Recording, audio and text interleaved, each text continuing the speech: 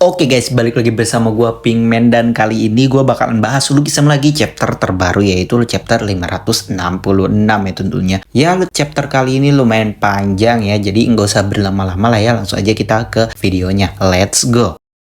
Oke, jadi chapternya dibuka dengan Hayol yang nanya ke PS kapan mereka bakal kabur. PS jawab kalau mereka harus nunggu tim keamanan yang lagi lengah. Karena tangan mereka diikat, Hayol nanya ke PS gimana caranya mereka bisa ngelepasin diri. PS jawab kalau lepas dari ikatan itu lebih gampang dari dia. Habis itu PS ngelepas ikatannya itu pakai teknik yang udah diajarin sama Sophia. Sama dia juga ngebantuin Hayol. Terus Hayol nanya lagi apa di petanya itu ada cara ngebuka pintu besi juga. PS yang langsung siap mau ngebuka pintunya, tapi ternyata pintunya udah kebuka. PS bingung, siapa orang yang ngebuka pintunya. Terus panel pindah ke Rain Man yang nanya ke Kim Young kalau Kim Young dari mana. Kim Young jawab kalau dia tadi ada urusan sebentar. Terus Rain Man bilang ke Kim Young kalau dia seneng ngelihat warga Cinaton yang damai dan enggak ngekhawatirin apapun. Karena itu semua berkat Black Gang. Tapi Kim Young bilang kalau yang dia lihat itu beda dan dia masih butuh Black Gang. Jadi dia berharap kalau PS bakal ngertiin perasaannya. Terus panel pindah lagi ke PS yang kaget karena kastilnya Black Gang udah kayak kota. Soalnya di dalamnya itu ada lorong jalan, terus banyak orang, ama ada tempat jualan juga. Habis itu mereka lewat jalan yang sempit ini soalnya di petanya lewat situ. Terus tiba-tiba mereka ketemu sama si Tuan Tanah Gangnam. PS kaget, kenapa si Tuan Tanah Gangnam bisa di sini? Awalnya si Tuan Tanah Gangnam gak tahu siapa PS. Ama bingung juga gimana PS bisa kenal dia. Tapi akhirnya si Tuan Tanah Gangnam tahu PS dari suaranya. Terus si Tuan Tanah Gangnam ngasih tahu PS kalau dia pergi ke situ pas abis dibebasin dari penjara. Tapi dia nggak tahu gimana caranya pergi dari labirin ini. Karena tahu kalau PS bakal kabur dari situ, dia pun mohon ke PS buat ikut kabur bareng mereka. Dia juga bilang kalau dia mau nebus semua kesalahannya, jadi dia harus keluar dari situ. Hayol nanya, apa alasannya? Si Tuan Tanah Gangnam jawab kalau alasannya itu karena dia nggak pernah berbuat baik ke ayahnya. Meskipun dia nggak bisa jadi anak yang berbakti, setidaknya dia pengen ada di samping ayahnya. Mau nggak mau PS setuju, soalnya PS juga punya ibu. Akhirnya mereka pun mulai kabur lewat rute tercepat. Normalnya mereka harus ngelawan banyak petinggi Black Gang buat kabur dari sana. Tapi karena penjagaan di lantai 1 itu ketat, mereka bakal pergi ke lantai 2 dan lompat turun ke bawah. Ama mereka juga bakal lewat jalan pintas biar nggak ketemu sama para petinggi Black Gang. Yang pertama itu area selokan kastil Black Gang, dijaga sama nih orang. Jadi mereka lewat atas pipa ini biar bisa ngehindarin pertarungan sama nih orang. Yang kedua itu area patung prajurit Black Gang. Yang ketiga itu area toko rahasia Black Gang. Dan yang terakhir itu area rumah sakit Black Gang. PS bilang kalau mengelewatin area rumah sakit ini, mereka harus ngalahin petinggi Black Gang yang ngejaga area ini. Nama petingginya Dr. Joe. Terus panel pindah lagi ke si botak ini yang lagi main cewek. Ryu Jae-un gak seneng, soalnya Najegun bentar lagi datang tapi si botak ini malah sibuk main cewek. Mereka pun ado bacot sampai tiba-tiba Ryu Jae-un nyiram si botak ini pakai alkohol. Akhirnya mereka pun berantem. Tapi pas lagi berantem tiba-tiba ada Son Yuje yang nyuruh mereka buat berhenti berantem. Son Yuje juga bilang kalau sebentar lagi Najegun bakal datang dan pastinya Najegun gak bakal bisa ngelakuin apa-apa. Jadi semuanya berjalan sesuai rencana. Dan kali ini Jo Pechon bakal dapat seluruh incon. Terus panel pindah lagi ke PS yang ngajar Dr. Jo. Tapi pas PS mau ngajar Dr. Jo lagi, Dr. Jo langsung nyembur PS pakai darah. PS pun kelilipan dan Dr. Jo ngegunain kesempatan itu buat matiin lampu. Di sini Dr. Jo unggul soalnya dia punya kacamata yang bisa lihat di dalam kegelapan. Habis itu PS diayam-ayamin dan dia nggak bisa apa-apa. Terus pas Dr. Jo mau ngeenin PS pakai gunting bodagnya ini, tiba-tiba malah guntingnya yang hancur sampai kayak gini. Tapi anehnya PS juga nggak tahu apa yang barusan dia lakuin. Terus tiba-tiba dia keingetan omongannya Najeon tentang berjalan di jalannya sendiri. Dan chapternya ditutup dengan Jonggun yang bilang kalau PS udah mulai ngerasain itu berarti jalannya PS sendiri.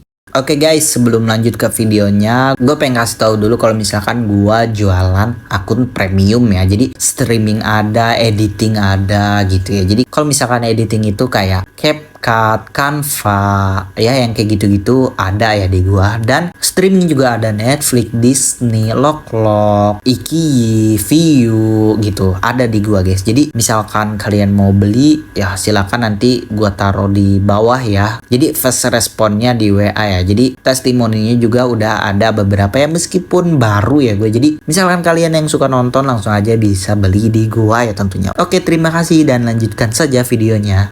Oke guys, jadi itulah chapter kali ini, chapter lukisan terbaru 566 ya tentunya. Dan chapter kali ini lumayan panjang juga dan ternyata belum adegan gulat-gulat gitu ya. Maksudnya Najeon juga belum datang kan. Gue udah feeling sih, maksudnya di chapter kemarin juga gue bilang kalau misalkan Najeon nggak langsung datang gitu. Maksudnya masih dalam perjalanan gitu. Di sini berfokus ke PHS buat kabur ya. Dan di sini juga chapter kali ini fan service ya. Jadi bagi kalian yang nggak tahu siapa Tuan Tanah Gangnam ini, jadi dia itu muncul di awal-awal chapter ini ya, Lookism ya, awal-awal Lookism banget gitu. Berarti dia 2014-2015 lah, 2015 kayaknya, bahkan mungkin 2016 bisa jadi. Nah, si Tuan Tanah Gangnam ini dia nih terobsesi sama Park Han-wol ya. Jadi dia tuh obsesi sama Park Han-wol itu dari Paprika TV gitu lah intinya. Pokoknya intinya si PS ini nolongin Park Han-wol, ngehajar nih Tuan Tanah Gangnam. Udah deh, akhirnya dia masuk penjara. Nah, itu yang seingat gue ya, singkat ceritanya ya. Jadi bagi kalian yang nggak baca Lookism dari awal, gue kasih tahu nih ya.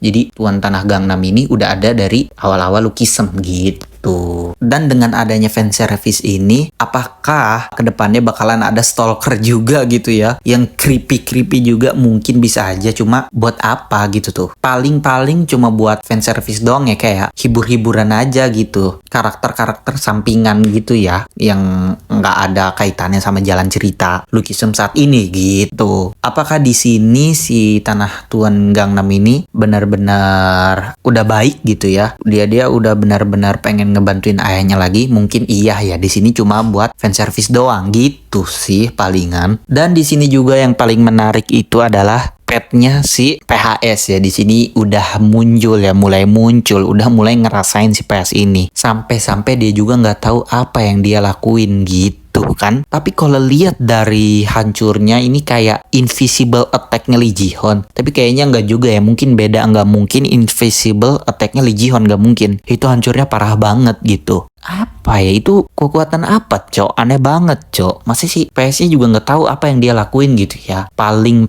di chapter depan kita diliatin gitu. Tapi gue ada kepikiran gini nih, apakah bakal beda ya? Apakah bisa beda ya? Maksudnya jalannya mereka sendiri itu, maksudnya si PSOG ini sama PSSB ini mungkin jalannya sendiri itu mereka beda gitu. Petnya itu beda. Ada kepikiran gitu ya, mungkin meskipun satu jiwa, apakah mungkin bisa 2 pet gitu. Jadi kayak beda. Tapi harusnya tetap sama sih. Cuma ya kita nggak tahu ya, kita lihat aja ke depannya. Dan yang ngebiarin pintu besinya kebuka itu kira-kira siapa nih? Ya yang paling mungkin emang Kim Myung ya. Tapi gue ada sedikit kepikiran ke Son Woo-jae gitu. Nah, kenapa gue mikir gitu? Emang sih ini nggak berdasar banget gitu teorinya. Maksudnya kan di terakhir tuh si Son Woo-jae bilang ke anak buahnya itu, kalau misalkan Na Jae-gon pasti nggak bisa bakal ngapa-ngapain gitu ya, pasti Jo Pechon bakalan dapat seluruh Incheon dan hal yang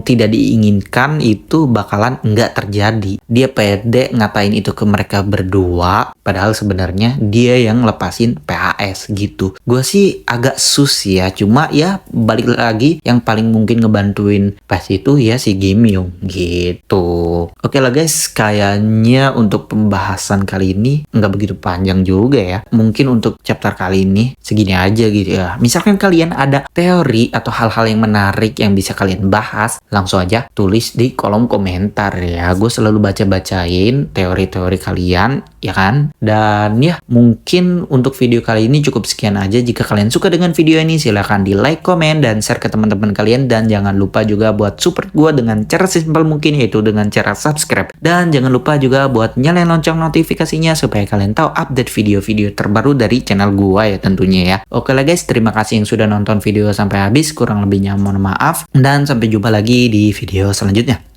Bye-bye.